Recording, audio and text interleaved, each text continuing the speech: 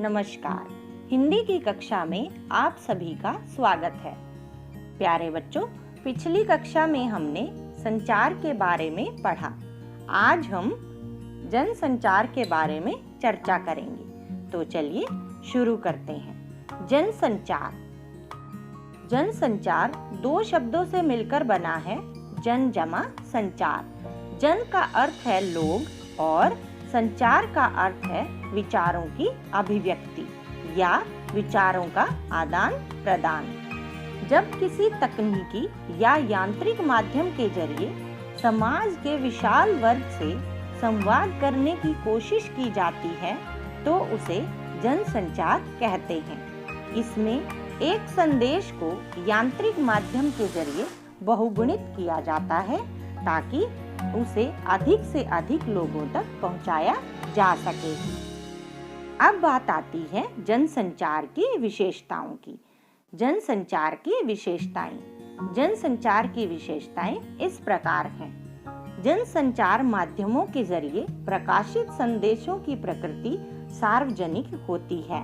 इसका अर्थ यह हुआ कि अंतरव्यक्तिक या समूह संचार की तुलना में जनसंचार के संदेश सबके लिए होते हैं।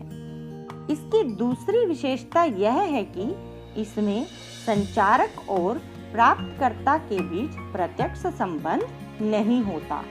प्राप्तकर्ता संचारक को उसकी सार्वजनिक भूमिका के कारण ही पहचानता है। जनसंचार के लिए एक औपचारिक संगठन की आवश्यकता भी होती है। औपचारिक संगठन के बिना जनसंचार माध्यमों को चलाना मुश्किल होता है। जैसे समाचार पत्र किसी न किसी संगठन से प्रकाशित होता है या रेडियो का प्रसारण किसी रेडियो संगठन की ओर से किया जाता है। अगली विशेषता यह है कि इसमें अनेक द्वारपाल होते हैं जो इन माध्यमों से प्रकाशित या प्रसारित होने वाली सामग्री को नियंत्रित और निर्धारित करते हैं। जैसे समाचार पत्र में कौन सा समाचार छपेगा और कौन सा नहीं, किस खबर को किस पृष्ठ पर छापना है इत्यादि। अब आते हैं जनसंचार के कार्य। जिस प्रकार संचार के कई कार्य हैं उसी प्रकार जनसंचार के भी कई कार्य हैं जो इस प्रकार हैं। सबसे पहले आता है सूचना देना। जनसंचार माध्यमों का प्रमुख कार्य सूचना देना है। इनके जरिए हमें पूरे विश्व से सूचनाएं प्राप्त होती हैं और हमारी जरूरतों का एक बहुत बड़ा हिस्सा इनके माध्यम से ही पूरा होता है। इसके बाद बात आती है दूसरे कार्य की, जो कि है शिक्षित करना। जनसंचार माध्यम सूचनाओं के जरिए हमें जागरूक बनाते हैं।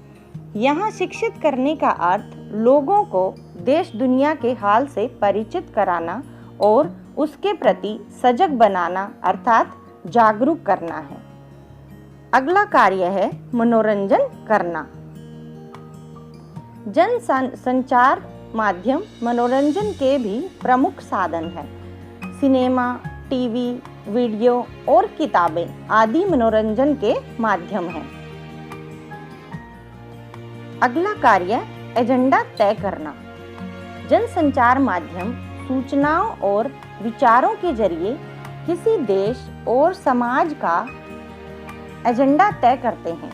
जब समाचार पत्र या समाचार चैनल किसी घटना को व्यापक कवरेज देना चाहते हैं तो वह घटना आम लोगों में चर्चा का विषय बन जाती है। जनसंचार माध्यम किसी घटना को चर्चा का विषय बनाकर सरकार और समाज को उस पर अनुकूल प्रतिक्रिया करने के लिए बाध्य कर देते हैं।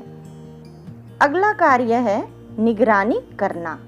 किसी लोकतांत्रिक समाज में जनसंचार माध्यमों का एक और प्रमुख कार्य सरकार और संस्थाओं के कामकाज पर निगरानी रखना भी है कि कहीं कोई संस्था या संगठन द्वारा अनियमितता तो नहीं बरती जा रही। अगर ऐसा होता है तो उसे लोगों के सामने लाने की जिम्मेदारी भी जनसंचार माध्यमों पर ही है। जनसंचार माध्यमों का एक कार्य यह भी है कि वे लोकतंत्र में विभिन्न विचारों को अभिव्यक्ति का मंच उपलब्ध कराते हैं। जैसे संपादक के नाम चिट्ठी स्तंभ में आम लोगों को अपनी राय व्यक्त करने का मौका मिलता है। अब बात करते हैं जनसंचार माध्यम के विकास की। जनसंचार माध्यमों का इतिहास बहुत पुराना है। देवर्षि नारद को भारत का पहला समाचार वाचक माना जाता है। नारद जी धरती और देवलोक के बीच संवाद सेतु थे। उन्हीं की तरह महाभारत काल में महाराज धृतराष्ट्र और रानी गांधारी को युद्ध की झलक दिखाने और उसका विवरण सुनाने की जो परिकल्पना की गई है, वह एक अत्यंत समृद्ध संचार व्यवस्था की ओर इशारा करती है। इसके अतिरिक्त चंद्रगुप्त मौर्य और अशोक जैसे सम्राटों के शासनकाल में भी शिलालेखों पर संदेश लिखने के साथ साथ कर्मचारियों द्वारा रोजनामचे से संदेश भेजने की व्यवस्था थी। प्रागैतिहासिक काल में मिले भीमबेटका के गुफा चित्र भी इसके प्रमाण हैं। देश के विभिन्न हिस्सों में प्रचलित विभिन्न नाट्य रूपों कथावाचन, रागनी, तमाशा, सांग, लावणी आदि विभिन्न विधाओं के माध्यम से कलाकार मनोरंजन तो करते ही थे, साथ ही संदेश को भी एक स्थान से दूसरे स्थान पर पहुंचाने का कार्य करते थे। वर्तमान में जनसंचार माध्यमों के जो रूप प्रचलित हैं, भले ही वो पश्चिम की देन है, परंतु धीरे धीरे वो हमारी सांस्कृतिक विरासत का अंग बनते चले गए और राष्ट्र के मानस का निर्माण करने में उनकी अहम भूमिका है। इसके बाद बात आती है समाचार पत्र पत्रिकाओं की। पत्र पत्रिकाएं या प्रिंट मीडिया जनसंचार की सबसे मजबूत कड़ी है। आज भले ही प्रिंट मीडिया रेडियो, टीवी या इंटरनेट किसी भी माध्यम से खबरों के संचार को पत्रकारिता कहा जाता हो, लेकिन आरंभ में केवल प्रिंट माध्यमों के जरिए खबरों के आदान प्रदान को ही पत्रकारिता कहा जाता था। पत्रकारिता के 3 सोपान हैं, जो इस प्रकार हैं। पहला है समाचारों को संकलित करना, दूसरा है उन्हें संपादित कर छापने लायक बनाना और तीसरा सोपान है पत्र या पत्रिका के रूप में छापकर पाठकों तक पहुंचाना। यद्यपि ये तीनों काम परस्पर जुड़े हैं, पर पत्रकारिता के अंतर्गत पहले 2 कामों को ही शामिल किया जाता है। जहां बाहर से खबरें लाने का कार्य संवाददाताओं का होता है, वहीं तमाम खबरों, लेखों और फीचरों को व्यवस्थित तरीके से संपादित करने और सुरुचिपूर्ण ढंग से छापने का कार्य संपादकीय विभाग में काम करने वाले संपादकों का होता है। वर्तमान में पत्रकारिता का क्षेत्र बहुत व्यापक हो गया है। अब बात करेंगे भारत में अखबारी पत्रकारिता के आरंभ की।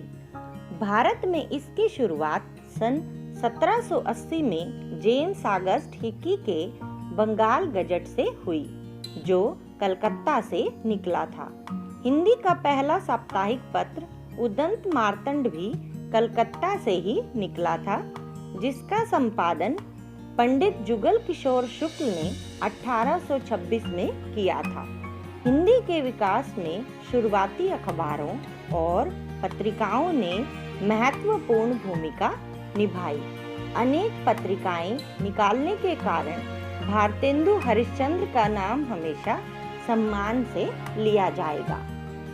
आजादी के प्रमुख पत्रकारों में गणेश शंकर विद्यार्थी, महावीर प्रसाद द्विवेदी, माखनलाल चतुर्वेदी आदि का नाम लिया जाता है और उस समय के महत्वपूर्ण अखबारों में केसरी, हिंदुस्तान, सरस्वती, हंस, आज और विशाल भारत आदि प्रमुख है। आइए अब स्वतंत्र भारत के कुछ प्रमुख समाचार पत्रों व पत्रकारों के बारे में भी जान लेते हैं। आज़ादी के बाद के प्रमुख हिंदी अखबारों में नवभारत टाइम्स, जनसत्ता, नई दुनिया, अमर उजाला आदि और पत्रिकाओं में धर्मयुग, साप्ताहिक हिंदुस्तान, दिनमान, इंडिया टुडे और आउटलुक आदि का नाम लिया जाता है। बच्चों, आज़ादी के बाद के हिंदी प्रमुख पत्रकारों में धर्मवीर भारती, रघुवीर सहाय, मनोहर श्याम जोशी, सर्वेश्वर दयाल सक्सेना, सुरेंद्र प्रताप आदि का नाम लिया जाता है। आज के लिए बस इतना ही। धन्यवाद।